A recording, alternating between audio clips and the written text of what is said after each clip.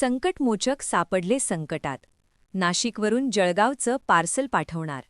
गिरीश महाजन सध्या जास्त हवेत उडायला लागलेले आहेत. दीपक केदार. गिरीश महाजन यांनी बाबासाहेबांचा जो अपमान केला आहे तो भरून निघण्यासारखा नाही. कुंभमेळ्यात आंघोळ केली तरी त्यांचे पाप धुतले जाणार नाही.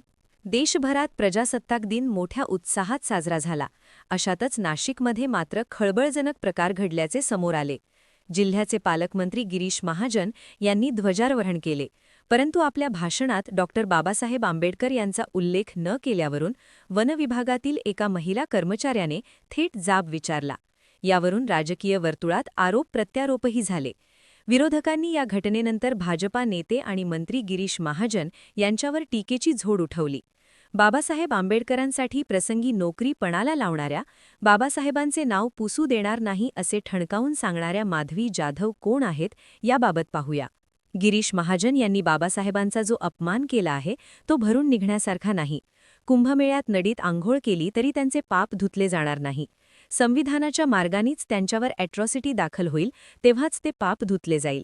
गिरीश महाजनांवर ॲट्रॉसिटी दाखल करावी, अन्यथा याच ठिकाणी मी उपोषण सुरू करणार आहे, असा थेट इशारा माधवी जाधव यांनी दिला आहे.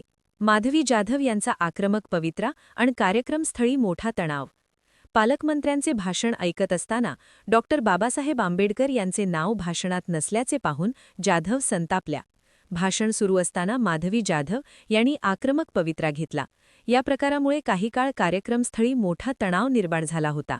माधवी जाधव यांनी थेट व्यासपीठाच्या दिशेने धाव घेत पालकमंत्र्यांना टोकले.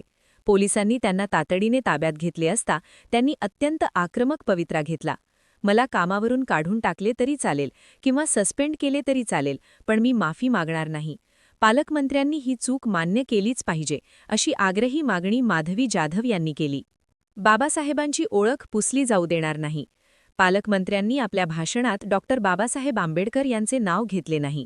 ज्यांनी संविधान दिले, लोकशाही घडवली, त्या व्यक्तीचे नाव वगळणे ही फार मोठी चूक आहे.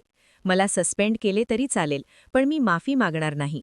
मला वाळूच्या गाड्या उतरवायला लावल्या, मातीचे काम दिले तरी मी करेन, पण बाबासाहेबांची ओळख पुसली जाऊ देणार नाही. त्यांनी आपली चूक स्वीकारावी. बाबासाहेबांचं नाव आता तरी भाषणात येईल, मग तरी भाषणात येईल याची मी वाट पाहत होते, पण बाबासाहेबांचे नाव भाषणात आले नाही.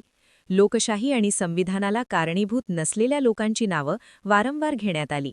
मग संविधानाचा आणि प्रजासत्ताक दिनाचा जो खरा मानकरी आहे त्यांचे नाव भाषणात का नाही, अशी विचारणा माधवी जाधव यांनी केली.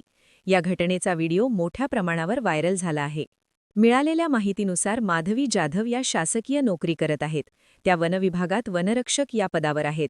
माधवी जाधव यांच्यासोबत दर्शना सौपुरे या देखील होत्या. त्यांनी बाबासाहेबांच्या नावाने घोषणा दिल्या आहेत. दरम्यान डॉक्टर बाबासाहेब आंबेडकरांचे नाव अनावधानाने राहिले असेल, माझा तसा काही हेतू नव्हता. माझ्या मागील भाषण बघा, कधीही असे झालेले नाही. यावेळी अनावधानाने झाले असेल, असे स्पष्टीकरण गिरीश महाजन यांनी दिले.